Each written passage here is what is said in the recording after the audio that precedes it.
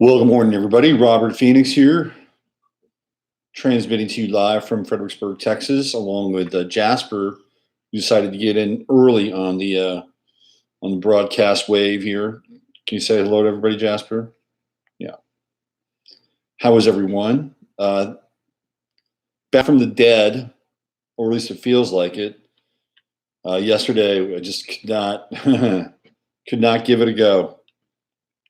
Even with my Saturn in Capricorn in my second house, I couldn't I couldn't muster it up, and I'm still not out of the woods completely, but I'm better than I was yesterday. Good morning, Judy. Good morning, Nicotino. Judy, thank you for the donation. By the way, I really appreciate that. There's some other folks that have donated, and I'm going to get to them probably tomorrow and give them a thanks as well as I sort of go through the donations list. So for those of you who have donated, I really appreciate it. So yeah, pretty intense 24 hours. I've just basically spent most of it on the couch, watching Robert Mitchum movies. Yesterday was my modern film noir day, 1970s film noir. Yeah, it was needed. And I kind of broke the fever. Hi, Joe. What's going on? Hello, Beth. Hi, Justice. Yeah, I started to turn the corners a bit. So it's really interesting. I'm getting there, Lord. I'm getting there. I'm getting there.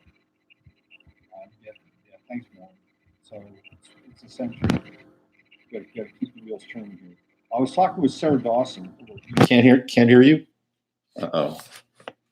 You can't hear me. Uh-oh. What's going on here? What's going on here? Hold on. Let's try this. Is this good now? Can you hear me now? Can you hear me now? Better now. Okay. Yep. My mic is effed. My mic is effed. Okay, good.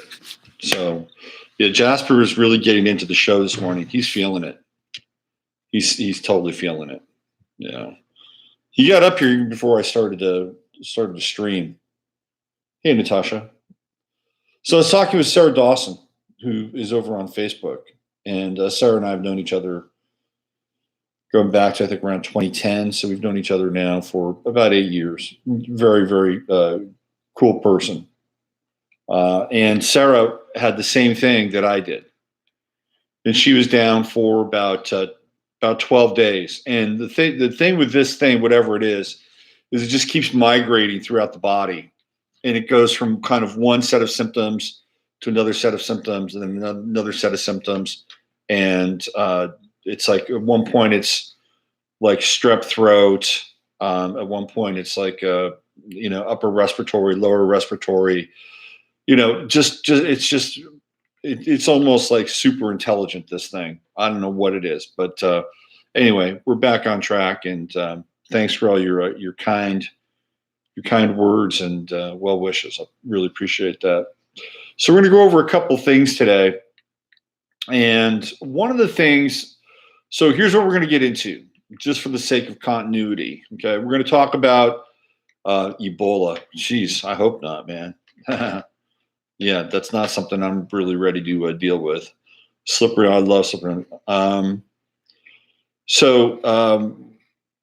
Let's see. Midnight Cowboy. Oh, you watch Midnight Cowboy. Midnight Cowboy just says she watched Midnight Cowboy. That's an interesting movie with Jon Voight and Dustin Hoffman. Has one of the great songs of the 20th century, Everybody's Talking at Me, by Harry Nilsson. It's a good film. It's a depressing movie, though. Really depressing. Very, very depressing. Hi, ma'am. My name is Joe Buck, and I'm a stud. And then he winds up actually like developing a bond and a relationship for Ratso Rizzo. Man, interesting, depressing film. Yeah, Michael Avenatti arrested for domestic violence. How about that? Wow. We could talk about that today too. That's intense, huh? Michael Avenatti. It doesn't surprise me though. He's got the eyes of a sociopath. I'm sorry. There's just something about those eyes. Yeah, he was. It seems like every time somebody goes after Trump, for whatever reason, they wind up having the rug pulled out from beneath them.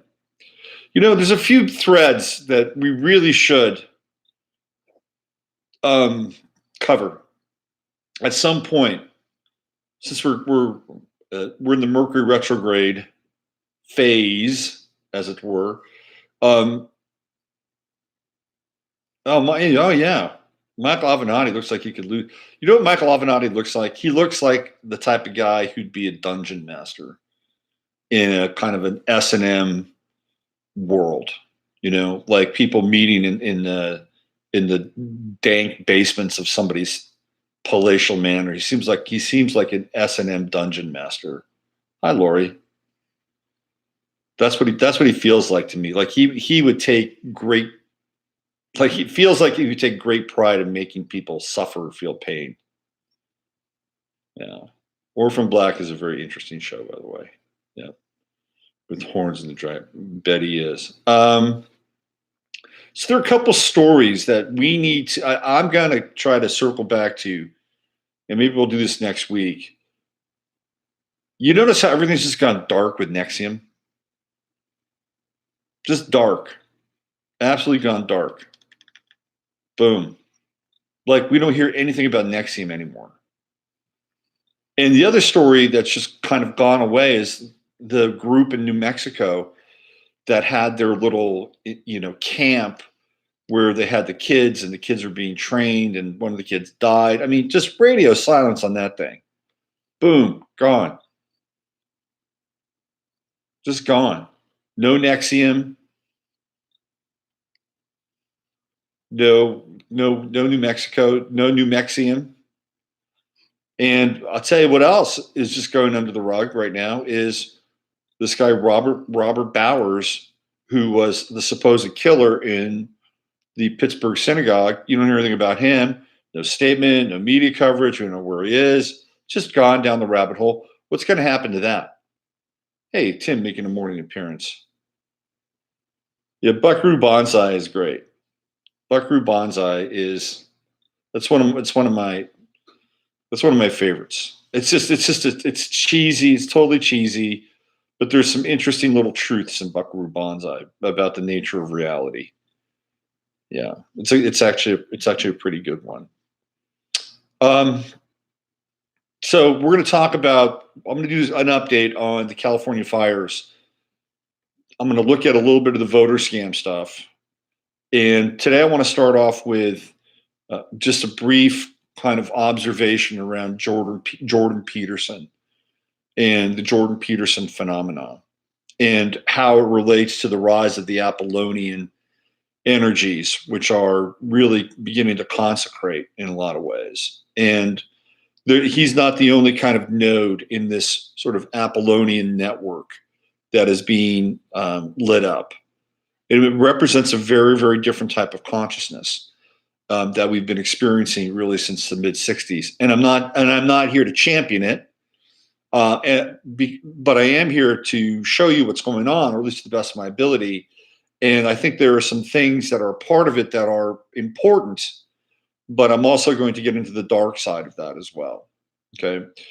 So one of the things that I wanted to talk about with Jordan Peterson is, why is Jordan Peterson so effective? Why is he such an effective orator? And why is he so effective in the clinches, right? Jasper knows. Jordan Peterson is so effective because Jordan Peterson controls the narrative. If you ever watch any of his interviews, he's always controlling the narrative. And when his host or presenter or sparring partner, whoever it is sitting in that other chair, whenever they try to control the narrative, it's almost as if Jordan Peterson does an intellectual jujitsu move and uses whatever they're trying to say against them. It's a very, very effective tool. It's a very effective tool. And that's why Jordan Peterson has become, in many ways, not just the only reason. That's one of the reasons why he's become so popular, is because he's phenomenal at controlling the narrative. And what we've seen, or what I've seen, in almost every single social program. When I say social program, I'm not talking about HUD or anything like that. I'm talking about social programs that are meant to take people's attention, grab their signal, and then move them like cattle or sheep, and herd them into a specified destination, right? So he's amazing at controlling the narrative. If you watch him, he's fantastic at it. I'll give you case in point. He was talking with this one woman about the tyranny of the patriarchy, and he said, "Well, you are. How are you grateful for the life that you live in?" This is how he sets it up.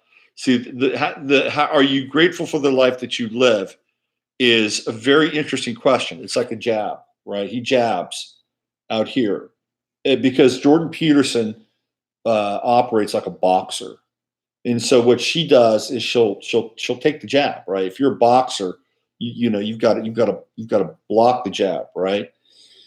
Because if she says she's not grateful for the life that she's living, then what does that say about her? It says that she's an ungrateful, petulant, entitled, privileged brat who somehow got this job on the BBC because her father knows someone. So she takes it. She says, "Well, of course, yes, I'm very grateful for the life that I'm living." She says, "Well, then how can you be grateful for the life that you're living if it was created in a tyrannical, patriarchal hierarchy?"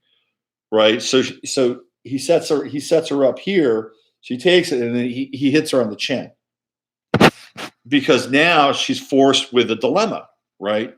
And the dilemma is she either has to submit and say, "Well, you're right, I was wrong, and I didn't have a complete perspective," or she now has to defend her point of view, which of course she does, because she's not going to tap out yet. So she continues to go, and then he takes her deeper into sort of the machinations of her thinking and her failed thinking in a lot of ways. So he said, at what percentage would it be better that would it be a 50-50 split, or 40-60 split where there'd be more women? And so he basically takes her down this path and illustrates that her thinking and her critical faculties, rational faculties around this process are faulty. They're faulty. And that she hadn't fully thought through the ideas and the premise. This is what happened. Okay. It's a brilliant set of strategies that are basically like it's like kumite, right? It's like sparring in the dojo, and Jordan Peterson is very, very good at it. And the reason he's good at it is he's always controlling the narrative. He's always controlling the narrative. And so if there's anything we can learn from Jordan P. Now, controlling the narrative doesn't necessarily mean that you're right, because there are forces in society that control the narrative. And what they're doing is they're peddling programs that are used to distract us and take us off course and move us into other areas. So at the very least, he's showing us the value of controlling the narrative. But again, it doesn't mean you're always right. And you can only control the narrative so far.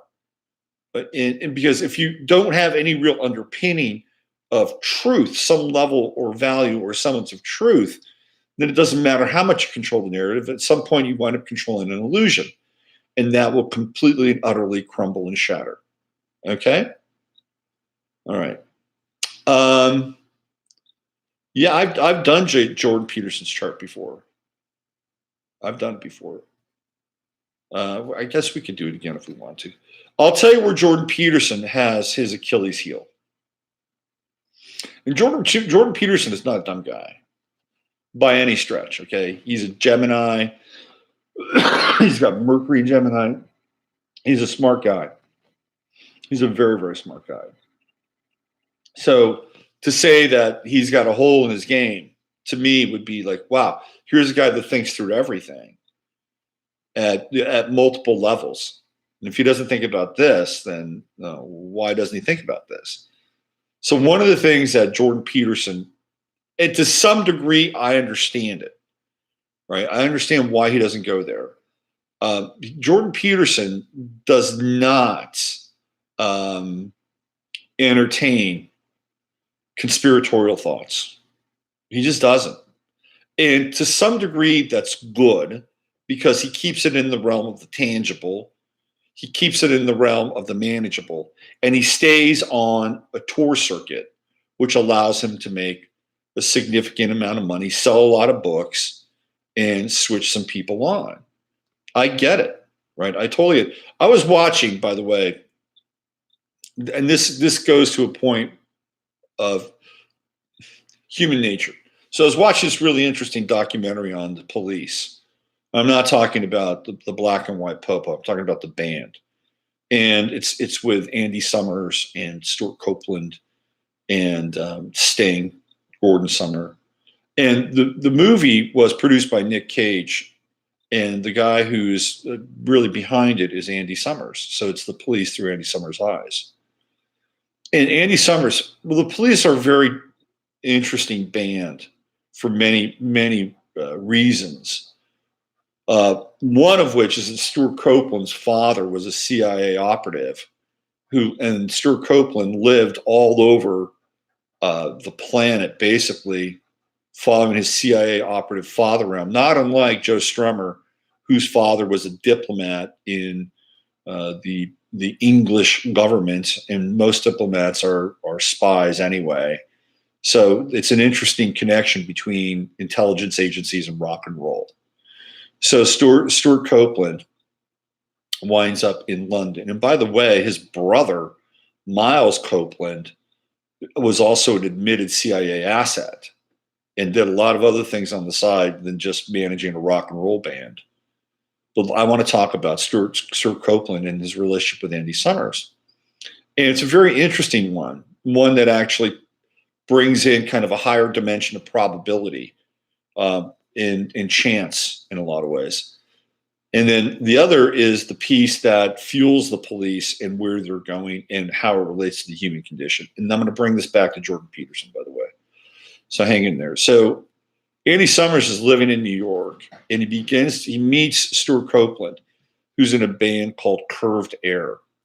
And Curved Air is kind of this jazz rock band, progressive jazz rock. And Andy had a background in jazz and blues. And Andy's a very, very accomplished guitarist. He could play anything. So they kind of become friends. And this one weekend, Andy was going to be with a band in Paris. And then the police, a very early version of the police with Stuart Copeland, Sting, and Henry Padovani, who was the guitarist before Andy Summers, are going to be in Paris. So they get to talking and say, well, Andy says, I'm going to be in Paris this weekend. And Stuart says, we're going to be in Paris too. And, why don't you come play with us? And so he hemmed and hawed. So finally he says, okay, I'll play with you. And I don't know if he played with Padovani or not, but they got on stage and he was not an official member of the police. But when he did, they kicked ass. They had total chemistry, which is interesting because when you look at their sun signs, they form a T-square. It's a classic T-square. Stuart Copeland's a Cancer, Sting is a Libra, and Andy Summers is a Capricorn. So they have this T-square. And when you look at their band typifies a T-square because they're always fighting for creative control.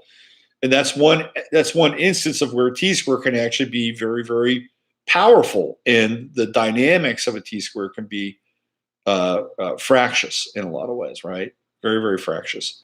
So we have the opposition between Copeland and Summers, and then squaring off against Sting, the Libra.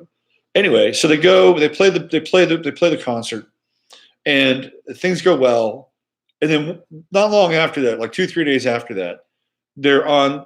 Andy Summers is on a subway in England. He gets off at a certain stop, and Stuart Copeland is on another subway, and he's coming from a different direction, and they get off at the same stop, and they see each other inside of this train station, inside the tube.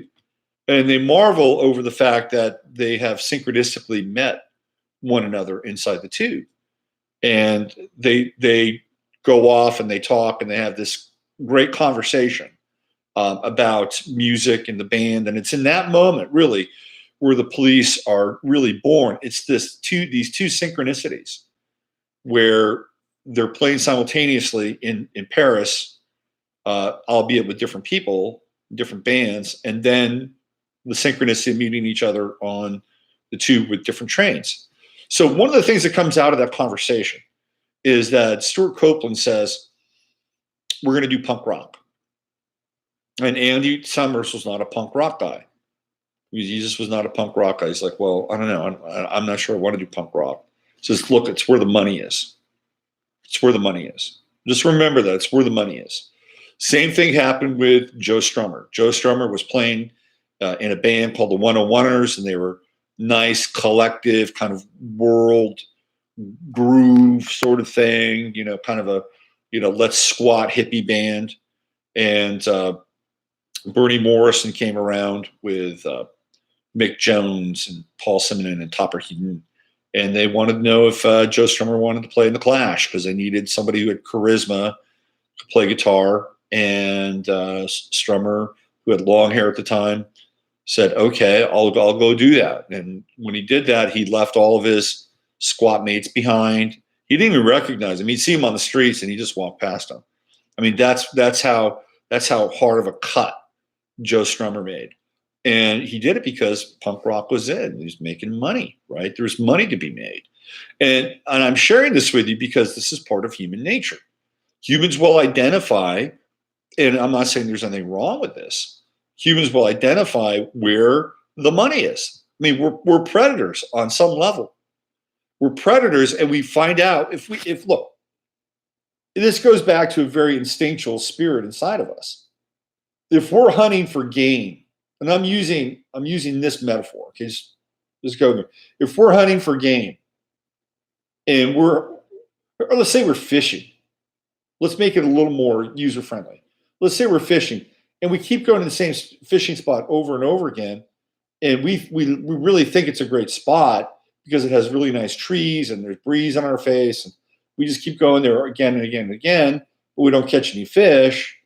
Like, is that really a very good spot for all the wonderful aesthetic reasons that we think it'd be a good spot? If we're not catching any fish, it doesn't mean shit.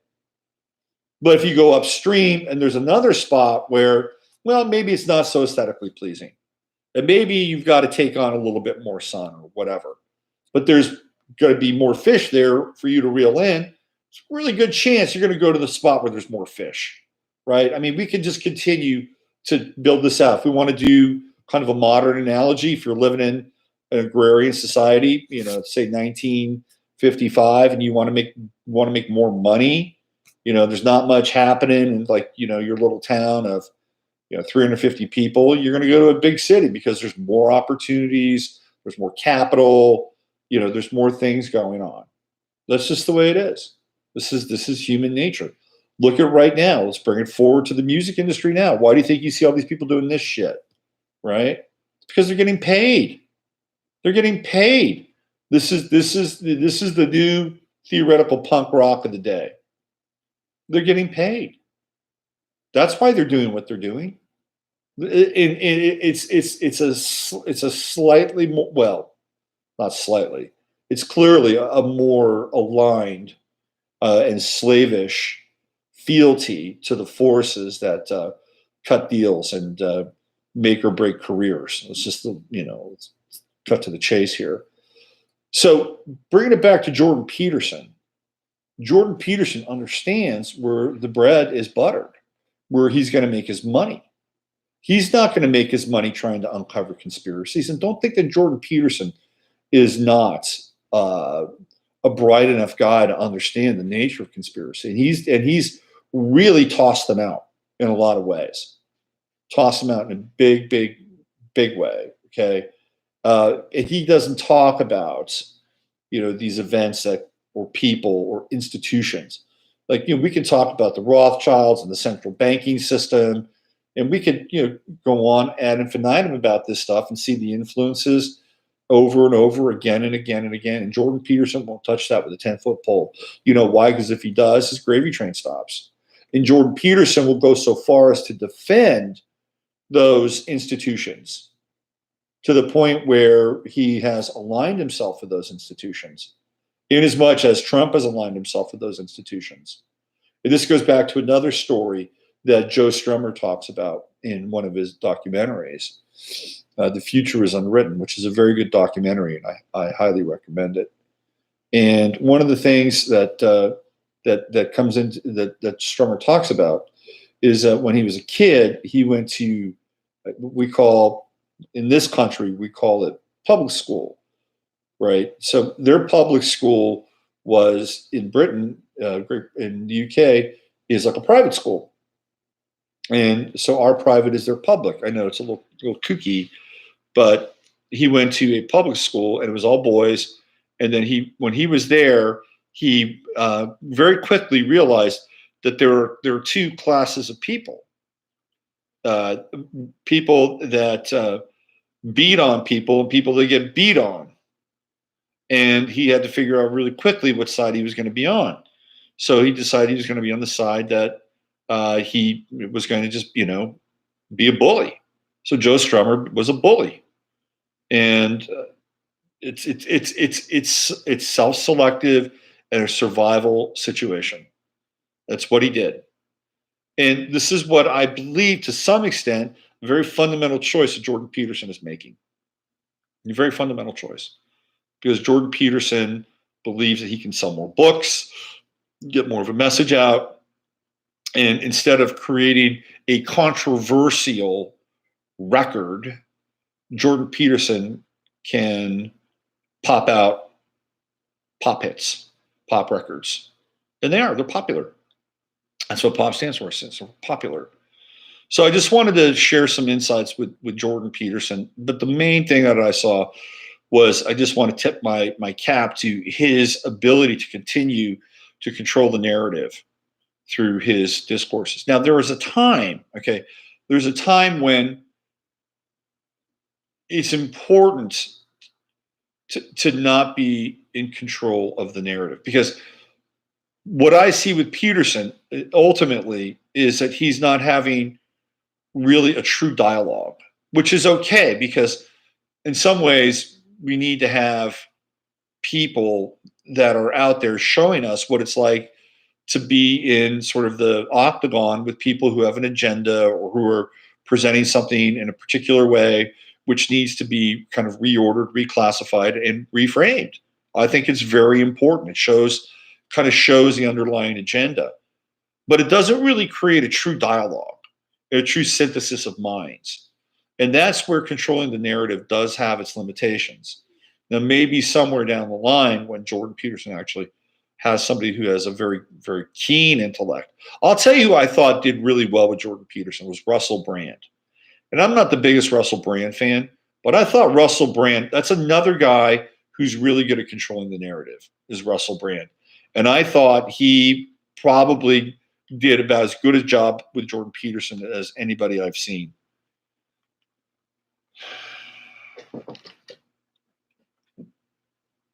That's my 2 cents. Let me check the chat here. Money equals survival debt in the slave system. Illuminated slave. There it is. Typical Gemini two-face. He's also done some edits on Agenda 21 material. And people have asked him about it. He says, "Oh, I just took out a lot of the fluffy language." And Jordan Peterson wants to get paid. Make no mistake about that. When JP was 14, he gave a speech to 700 people running for office, and local Socialist Party lost by 13 votes. He's a smart guy. No, there's no doubt about it. There's absolutely no doubt about it. All right, let's get into the latest on the California fires, and we're talking about the X factor now.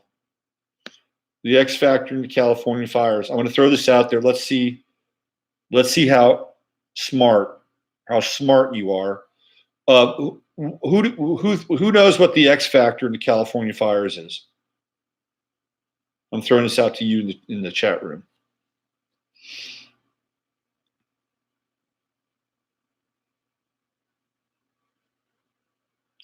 Dun, dun, dun, dun, dun, dun, dun. The radiation is another thing that they're dealing with. Dun, dun, dun, dun, dun, dun, dun, dun, dun, dun, dun. I gave you the clue when I winked my eye like this.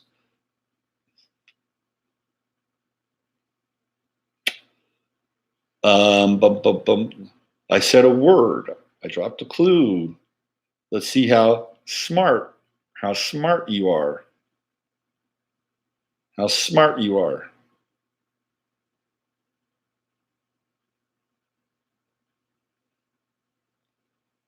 Okay. Smart grid getting closer. What connects the smart grid? There's something that connects the smart grid. Every house has it. Smart meter. Good. Brown sheep. You win the Jasper Award of the day. Smart meter. It is smart meter. The smart meters are apparently the X factor for the California fires. I'm going to read you something here. Smart meters are so messed up, man. Okay, here we go.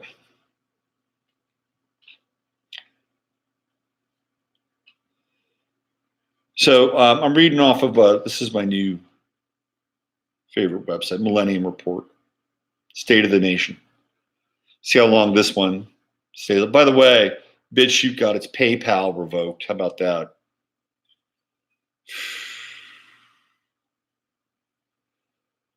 The pieces of the California firestorm puzzle are slowly being put into their proper place.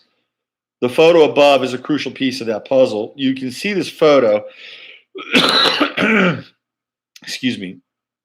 If you go to Millennium Report, November 14th, 2018, what you'll see is the usual photos that we've been accustomed to, which are houses that are burned to the ground, incinerated, like bombs dropped on them.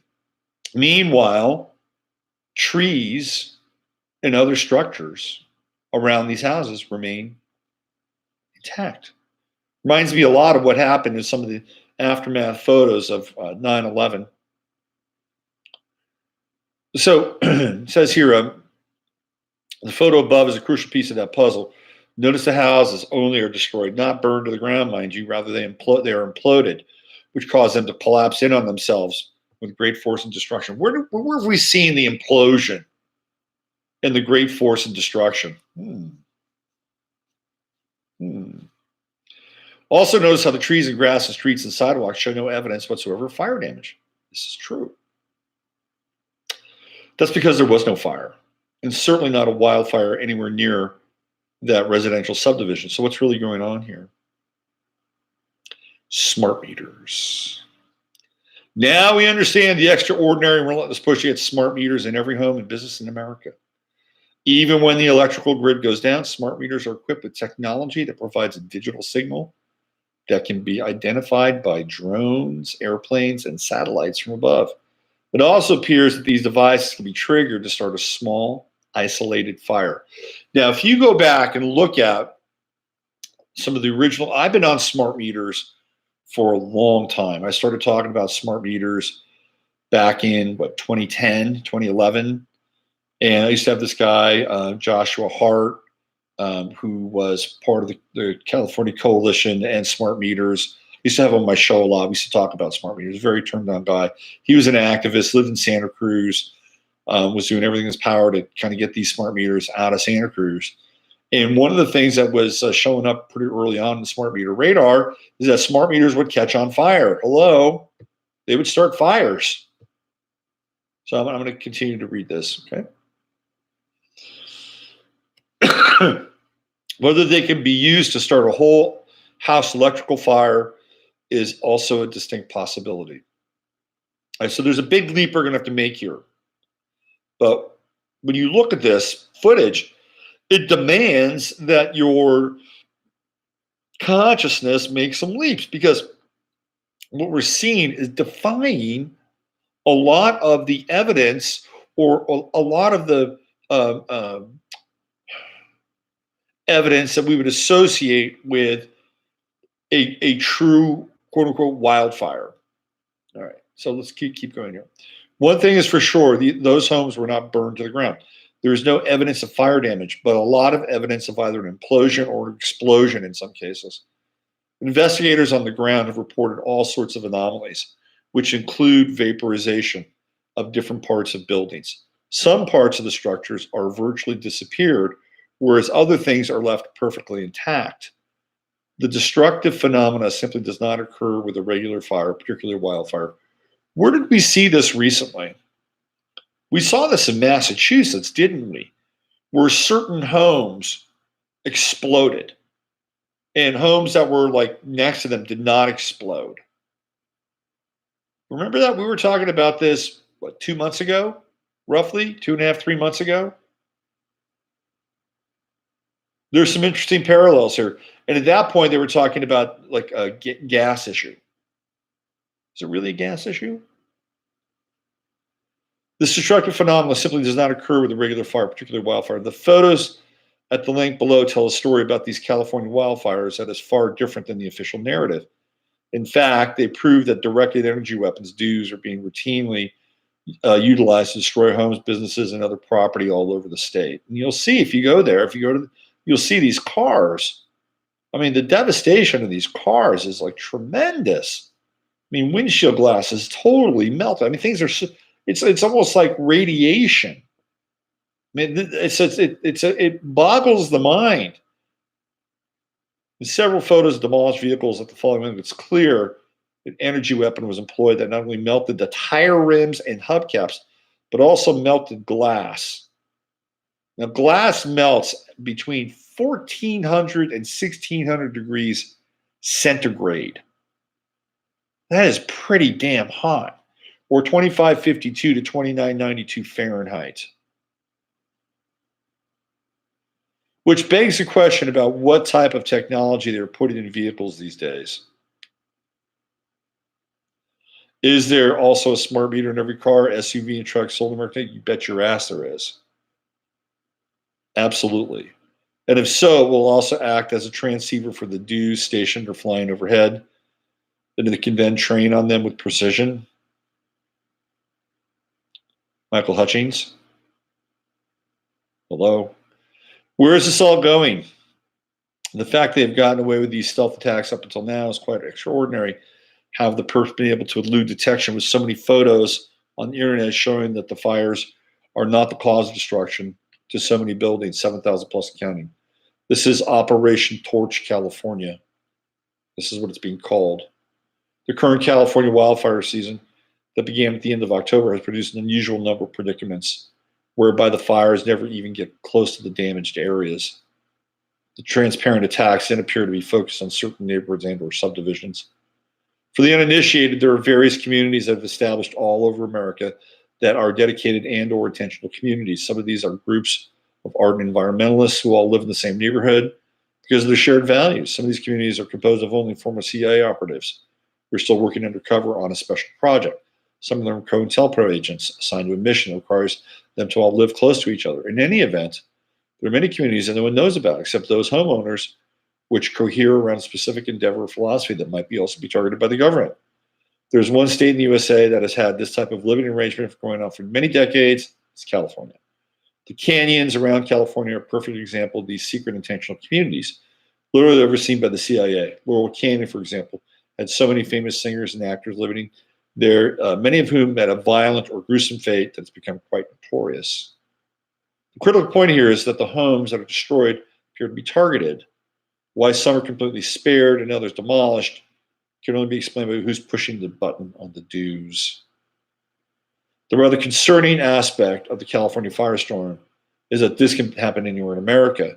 All that's required is that the targeted region have homes with smart meters, chemically and geoengineered skies, and even an Air Force base or other military installation from which to launch a DEW. Even without the launch site, drones and low altitude satellites can be used to trigger these events with great ease in the dark of night. However, it's the smart meter that appears to be the key component of these black operations that take down a lot of very expensive real estate. It's important to point out that these kinds of apocalyptic fire seasons did not take place in the pre-smart meter age. Yes, there were certainly some catastrophic wildfire seasons, but rarely was so much real estate completely destroyed. PG&E has always known that smart meters can cause fires. They even fired a meter reader because of his whistleblowing. Many deep researchers have warned about these smart meters since their very day. They were introduced to the public. EMF investigators have likewise sounded the alarms about various hidden frequencies of these devices that will have unintended consequences to anyone exposed to them. More significantly, because every home on the electrical grid will eventually have a smart meter, should they want to have power, every homeowner will be susceptible to these deadly, destructive attacks. Conclusion: the best way out of this mess for Californians is to educate their fellow residents about their true plight. Truly, this story needs to go ultra viral, even if it's by word of mouth. Only when there is sufficient level of collective awareness throughout the state about this government corporate conspiracy can the people stop these increasingly violent attacks on person and property. In so doing, they will initiate a popular movement that will spread like wildfire to all the other western states and across the country. One group of citizen advocates has already issued an open letter to the great state of California in an effort to warn them of the extreme dangers now lurking overhead in their midst. Firegeddon, an open letter to the people of California. As for why the New World Order globalist cabal has dramatically amped up the heat in California this November, there are specific reasons. Perhaps the single most important of these is expressed in the following headline: globalists use geoengineers to conduct false flag environmental terrorism to distract from election theft. Which brings me to the next part of today's show: what's going on with the elections. Let me check in with you guys. Let's see.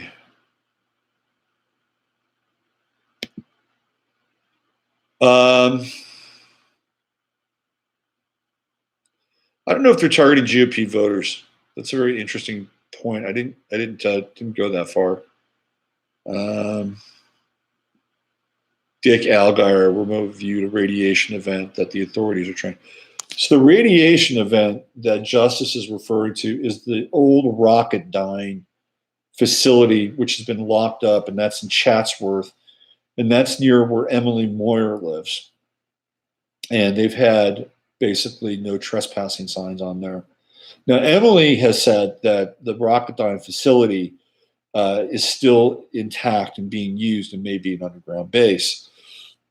And the no trespassing due to the radiation might have something to do with it just being a ruse, right? That they want to keep people away and that there's actually still something going on there. It's interesting also that in Buckaroo Banzai, they have, instead of Rocketdyne, they use the word Yo-Yo-Dyne as the name of the company that is involved in time travel and interdimensional experimentation. When will the pitchforks get sharpened? I don't know. If enough people just keep smoking ganja in California, maybe never. Oh, I know. That's a rough indictment on ganja smokers. Like, nothing wrong with it. It's not my thing. It was when I was much younger. But I think it's soma to some extent. Yo-Yo-Dyne is from Pinchon's Crying at Lot 49. Yeah, Yo-Yo-Dyne is also in Buckaroo Banzai as well. Repo Man, there you go. There's another blast from the past.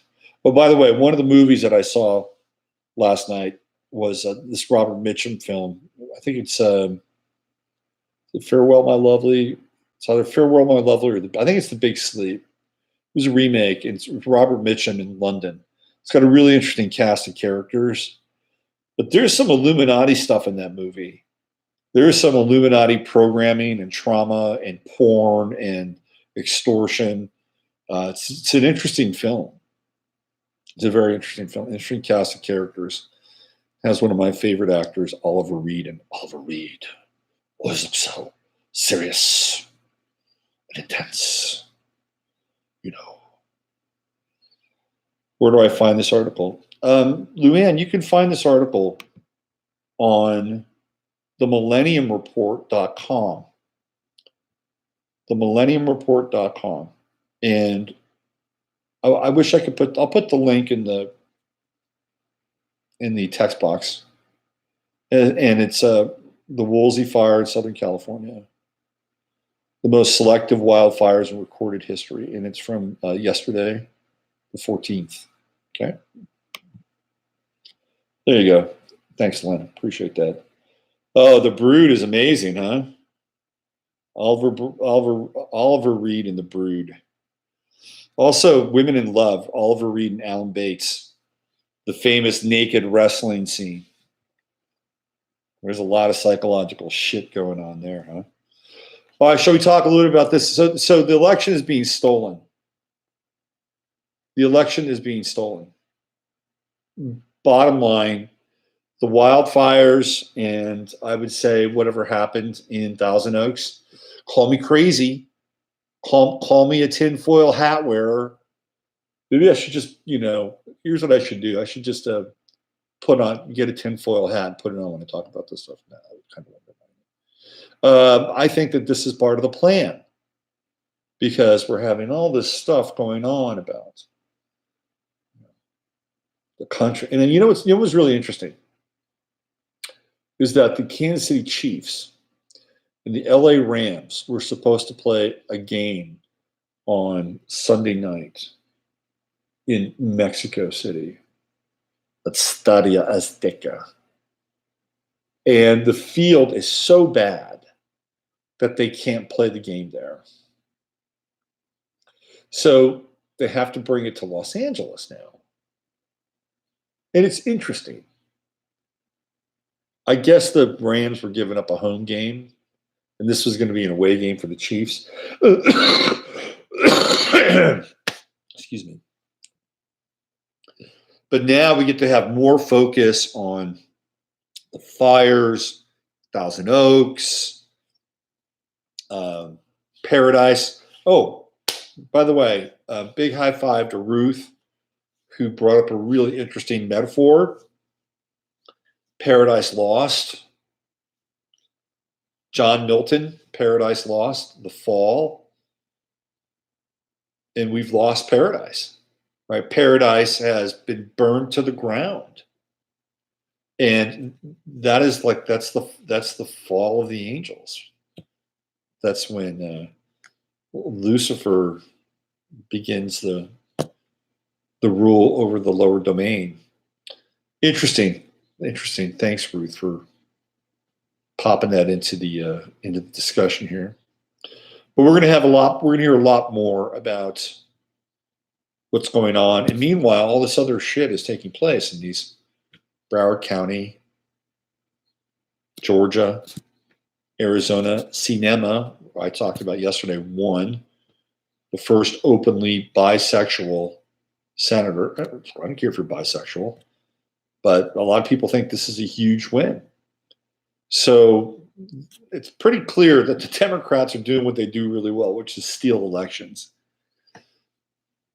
And I remember when Obama lost for the first time in Chicago. I'll read you the story. This gives you the blueprint right here. I'll tell you. This is the blueprint. Obama is the perfect. Isn't it sweet? Michelle Obama and George Bush's relationship. And I was watching the Dallas game. That was on Sunday night, and they had George W. Bush on there. They're talking to him, and they're talking about what a great American. He's a fucking war criminal. It's a total war criminal. All right, so let's get into his political stuff here. Legislative career.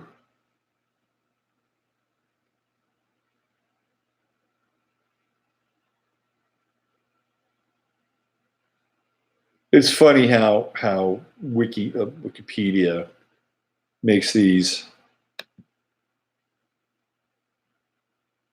so easy to deal with. They just whitewash everything. It says Obama was elected to the Illinois Senate Well, I want to go beyond this. When Obama was, it starts with this. Hold on. It starts with him getting, okay, so it says Obama was elected to the Illinois Senate, succeeding Democratic Senator candidate Alice Palmer from Illinois' 13th district, which at that time spanned the South Side neighborhoods from Hyde Park, Kenwood, blah, blah, blah. Once elected, Obama gained bipartisan support. That's not the election I'm looking for. It was when Obama became an alderman, and essentially what happened is that he lost. He lost, and then they did a recount. Anytime they do recounts, there's a really good chance that they're flipping the vote. And that's how Barack Obama got in the first time. Like his first public office, he went through a recount. Let's see. But this thing with Michelle Obama and Bush is weird. Don't you think? What is up with that? It's very strange. Is it because she's really fond of him? Is it because it's another program? Another kind of, black, white, alchemical program? Is it to gentrify George Bush's shitty run as a president and make him look good in comparison to Trump? Is this what this is about? Yeah, it's weird. It's very, very weird. So essentially what's happening is that the left is stealing the election. They're stealing the election under the cover of these events that are taking place, under the cover of the fires, under the cover of the shootings. And who knows what else is going to happen until finally every single election and winners who people theoretically won have been flipped. And now the Democrats have gotten their toeholds in whatever they need or want, or expanding their power base. And this is clearly what's happening. So the chaos that I saw on election night eventually came to fruition. But it wasn't the type of chaos that was organized like an Antifa style chaos. This is a much more covert style chaos, but it's still chaos nonetheless. And it moves a lot of agendas along at the same time. These people are very efficient at what they do. Very, very efficient. And I would say we're gonna see more. We'll see more. Maybe the next front is whatever's happening with this caravan. I still can't figure this thing out. Apparently, they're showing up now in waves of 200 to 300 down at the Tijuana border, and there are no troops there. And apparently, Mattis has taken over for Trump and sort of managing that. Good luck. Let's get into the chat room. Let's see what's happening. It was the Neptune Mercury square deception. Absolutely. I've talked about that. Soon flags will be flying upside down. Malibu is paradise too. I lived there for 30 years. Yeah, Malibu is one of the most beautiful places on the planet. Miley Cyrus lost a house. It's really interesting. Gerard Butler lost a house. About a week ago, Gerard Butler was posing in that picture for, with all those people that raised $60 million for the IDF. Bet you wish he had some of that money back so he could deal with his house. Let's see, what else? Michelle is a he. Yeah, it could be. I mean, with this, I know. I mean, clearly, there's enough evidence out there that suggests that there's something going on south of the border with Michelle. By the way, did you see? Speaking of he and she, did you see where Serena Williams was named Man of the Year by GQ? Very interesting. These things are super wonky, weird timelines, Mandela effect, like serious woo. Tim says hermaphrodite. That could be. Michelle could be a hermaphrodite. Michelle's a Capricorn. And that fits into the Baphomet model. because Baphomet is a hermaphrodite. If you want to see a really interesting movie, okay, since we're on the topic of movies today, if you want to see a really interesting movie, there's a movie called God Told Me To, and it's from the 1970s. The original name of the movie was called Demon. And when I was a kid, I was freaking obsessed with this movie. I was totally obsessed with this movie. And Larry Cohen is the director. And Larry Cohen was a very interesting kind of radical director. Like he was a guerrilla film director. And if he would not ask permit, like you have to, like if you shoot in a city, you have to get all these permits and insurance. And he wouldn't do that. He would just go in, he'd organize crowds and he'd shoot it. And then boom, the scene would be over. But if you watch this movie, God Told Me To, is very, very interesting. Like ideas are way ahead of its time. Right? Demon was the original name of the movie. So what happens is that there are these executives who start to do crazy shit, like shooting people and doing all kinds of weird stuff. And Tony LoBianco plays a detective, and he would ask him why they were doing it. He said, because God told me to. And it turns out that if you can even find this movie, it turns out that God is actually this sort of Luciferian figure who is showing up in boardrooms all across the country.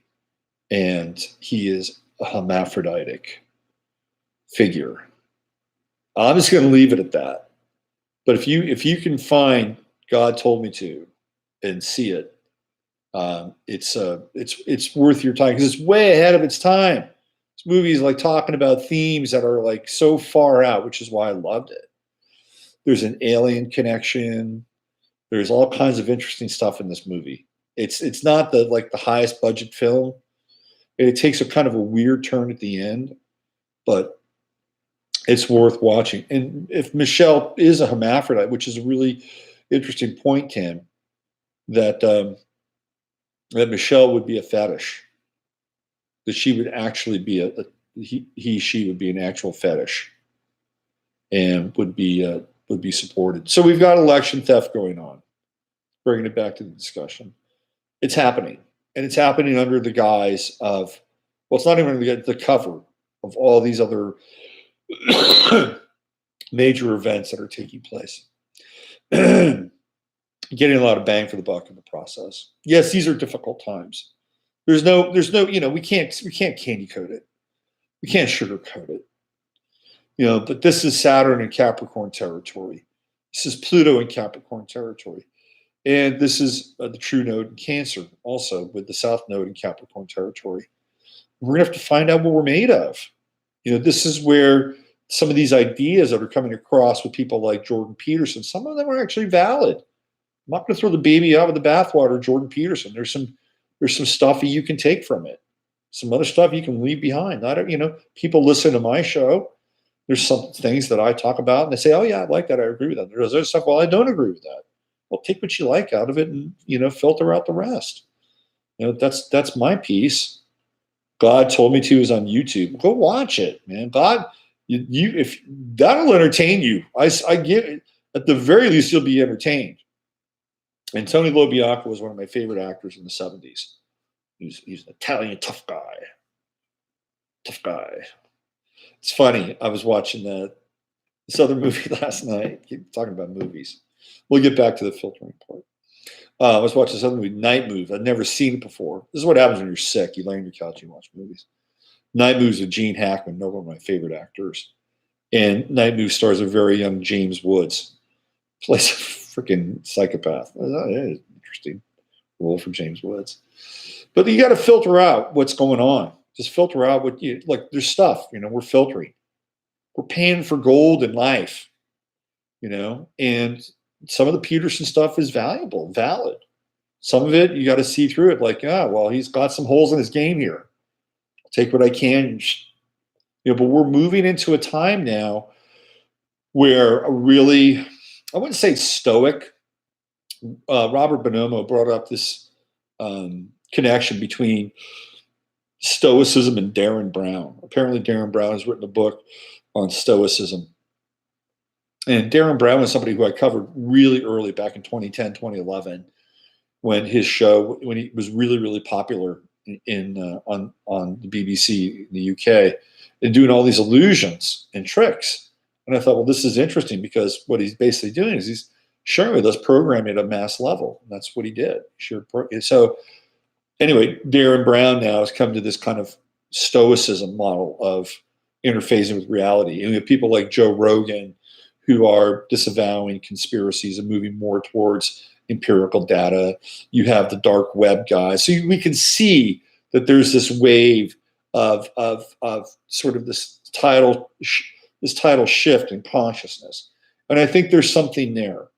And I think it's important to be able to deal with the energies of some kind of pragmatism in one's life. Okay. Because we've been looking for magic bullets for a long time, or magic pills for a long time.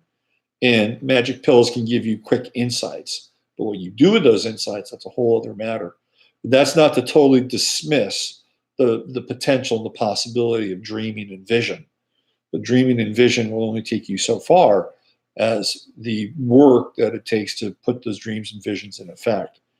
And I feel like this is kind of where we are now. And with the True Note in Cancer, I feel like it's vitally important for people to bond in their communities and work with other people inside their communities, because that's where the energy is.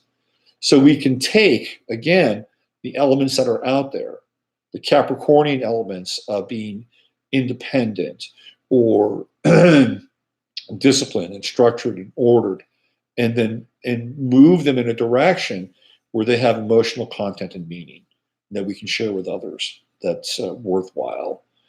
And that's what I'm doing my best to live my model here. And as long as I'm on my feet, then I'm actually fairly good at it. I had to cancel a lot of people this week because I was just so out of it. You know, I can't give like 65% of myself when I do a reading, which you can do, by the way. Now I'm kind of out of the woods. With it feels that way. I feel like yesterday was kind of a breakthrough day for me health wise. The 16th, a wild day, maybe. Night Moves, great album. Yeah, Night Moves. It's a movie called Night Moves with Gene Hackman. Oh, you know who's in Night Moves? Is Melanie Griffith, and she's like 15 years old, and she's naked in this movie. And I'm not saying, or 16. I'm not saying that as like an old man. She's naked. There's a lot of nakedness in this movie. There's Melanie Griffith. There's Jennifer Warren. You know, it's a 70s film. And there's weird stuff in there, you know, but it's a good movie, and Gene Hackman's brilliant. He's give me a shout out. Leo Kelly. What's going on, Leo Kelly? I knew a Leo Kelly in Olympia, Washington.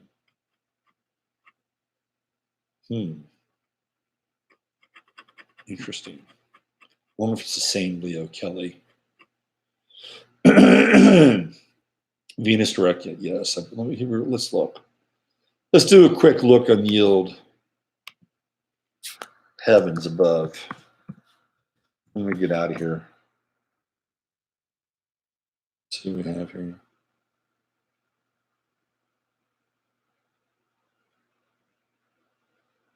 Okay, Venus is still retrograde.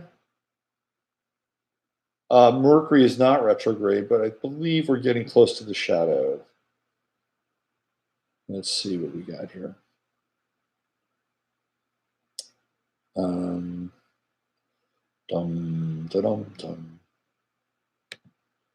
This year has just ripped by, hasn't it? Let's see what we got.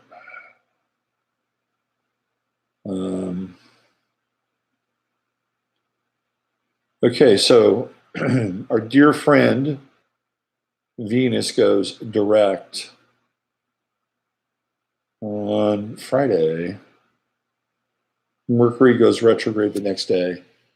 So yeah, we're in the shadow for sure. We're in the shadow of Mercury retrograde.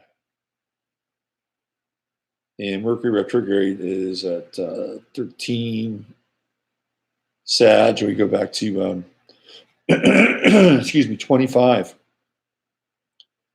You know, it's interesting. It's like those degrees of the early degrees of Scorpio and the latter degrees of Libra are the via combusta, which is the fiery path. And we've had these fires during Venus retrograde with the via combusta. That's interesting. That just crossed my path. Maybe we can talk about that on Sunday night. All right. Let's see. Anything else? Hi, Kathleen. It's going to be a funky Merc retrograde. Synchro or setup? I think it's both sometimes, you know? I think it's both. Yeah, the fiery path. Okay. Hey, thank you, everybody, for showing up. And it's always great to chat with you. The power hour, the coffee power hour with Robert, also known as 15 Minutes of Flame. I'll be back tomorrow. And I guess tomorrow we're getting into the Friday Firecast, and we're off onto the Thanksgiving weekend, right? Okay. Well, just use your filters. Hang in there. Look, this is where people really get to find out who they are, what they're made of. Just the bottom line. You know, I was talking in my head. I was listening to this guy Marcellus Wiley, and he's an ex-football player. He's really an interesting guy.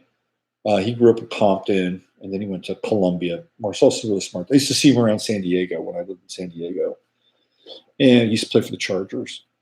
And what he talked about with football is he talked about how in football, the one thing that football will teach you as a man, and maybe as a woman, I don't know, because women are playing football these days, but football has moments where you want to tap out. You want to tap out. And for him, and for a lot of players that have been very successful, it's about getting past the tap out moment.